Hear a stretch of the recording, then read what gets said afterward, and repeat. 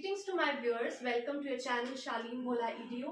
और आज का जो हमारा टॉपिक है that is shortest job first scheduling algorithm. लेकिन I would like to remind you कि हमने जो शेड्यूलिंग एल्गोरिथम्स के बारे में स्टार्ट किया था, जिसमें हमने सबसे पहला एल्गोरिथम जो किया था वो था first come first serve scheduling algorithm. तो आप मेरी ऑपरेटिंग सिस्टम की जो प्लेलिस्ट डली हुई है मेरे चैनल पे, उस पे जाकर उसे सर्च करके देख सकते हैं. बाकी मैं डिस्क्रिप्शन बॉक्स में भी इसका जो लिंक है फर्स्ट कम फर्स्ट सर्व का, उसे जरूर शेयर कर दूंगी. तो आइए जो हमारा दूसरा है हमारा सीपीयू शेड्यूलिंग एल्गोरिथम, उसे डिस्कस करते हैं. It is a very important topic. CPU scheduling algorithms आपके एग्जाम पॉइंट ऑफ व्यू से भी, कॉलेज के एग्जाम पॉइंट ऑफ व्यू से भी, और आपके जो कॉम्पिटिटिव एग्जाम्स होते हैं उसके पॉइंट ऑफ व्यू से भी ये टॉपिक जो है एल्गोरिथम्स का, ये बहुत ज्यादा इंपॉर्टेंट है. तो आइए डिस्कस करते हैं दूसरा हमारा algorithm that is shortest job first, SJF. अब देखिए नाम से इंडिकेट हो रहा है कि हमने क्या करना है, हमने उस प्रोसेस को चूज करना है जिसका बर्स्ट टाइम जो होगा वो कम होगा. यानी कि सबसे छोटे टाइम के लिए जिसको सीपीयू एलोकेशन चाहिए, सबसे पहले उसको उठाएंगे प्रोसेस को, फिर उससे बढ़े एंड सो ऑन. तो basically first come first serve में हम क्या कर रहे थे कि पहले जो प्रोसेस आ रहा है उसको सीपीयू दे दीजिए. लेकिन इसमें क्या करना है, इसमें हमने सारों को एनालाइज करना है, और जिसका बर्स्ट टाइम सबसे कम है. बर्स्ट टाइम क्या होता है कि कितने टाइम के लिए सीपीयू चाहिए आपके प्रोसेस को. तो वही है कि जो सबसे छोटे वाला होगा उसको सबसे पहले उठाएंगे. तो आइए बनाते हैं. सबसे पहले इसका गैंट चार्ट क्या बनेगा.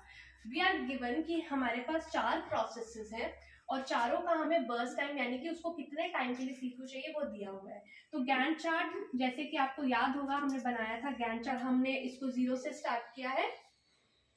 सबसे पहले देखें सबसे कम टाइम के लिए सीपीयू किसको चाहिए, P4 को चाहिए. तो P4 को कितने टाइम के लिए चाहिए, 3 यूनिट्स ऑफ टाइम के लिए चाहिए. तो हम 3 यूनिट्स ऑफ टाइम के लिए चाहिए, तो यहाँ पे हम लिख लेते हैं P4, राइट. अब ये तो it is done, this is done. Now the next CPU shortest burst किसकी है, हमने क्या करना है, CPU is assigned to the process that has the smallest next CPU burst. 3 हो गया है. अब उससे नेक्स्ट है हमारा 6, राइट. तो यहाँ पे 6 को असाइन करेंगे P1. तो 3 + 6 कितना हो जाएगा यहाँ पे 9, राइट. उसके बाद नेक्स्ट है हमारा P3 with 7 burst time. So we will 9 7 16, right. और उसके बाद लास्ट हमारा कौन बचा, P2. तो लास्ट किसको मिलेगा, CPU P2 को मिलेगा. और उसका बर्स्ट टाइम कितना है, 8 है 24, राइट. तो अब ये हमारा गैंट चार्ट तो बन गया है. अब हमने क्या निकालना है, वेटिंग टाइम निकालना है हर एक प्रोसेस का. क्योंकि जब तक हम वेटिंग टाइम हर प्रोसेस का नहीं निकालेंगे तब तक हम एवरेज वेटिंग टाइम नहीं निकाल सकते.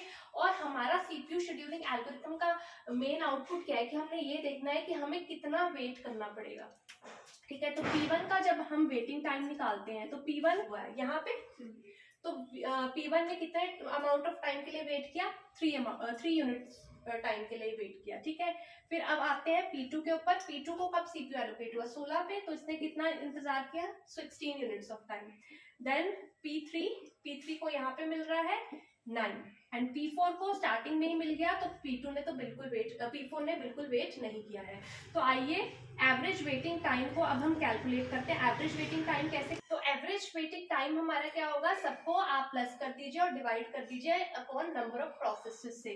तो आइए करते हैं इसको. 3 + 16 + 9 + 0 divide by 4. So what will get,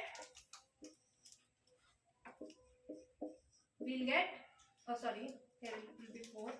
So we'll get 7 millisecond.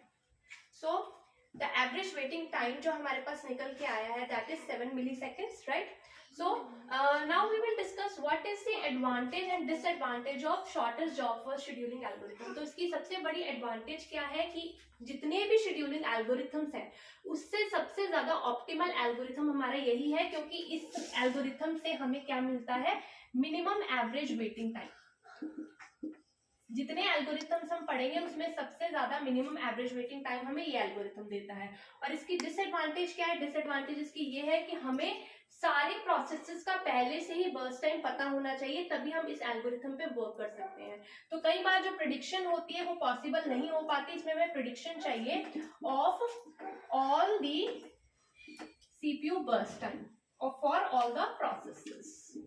this is the disadvantage of this algorithm. I hope the algorithm is clear to you. Thank you for watching.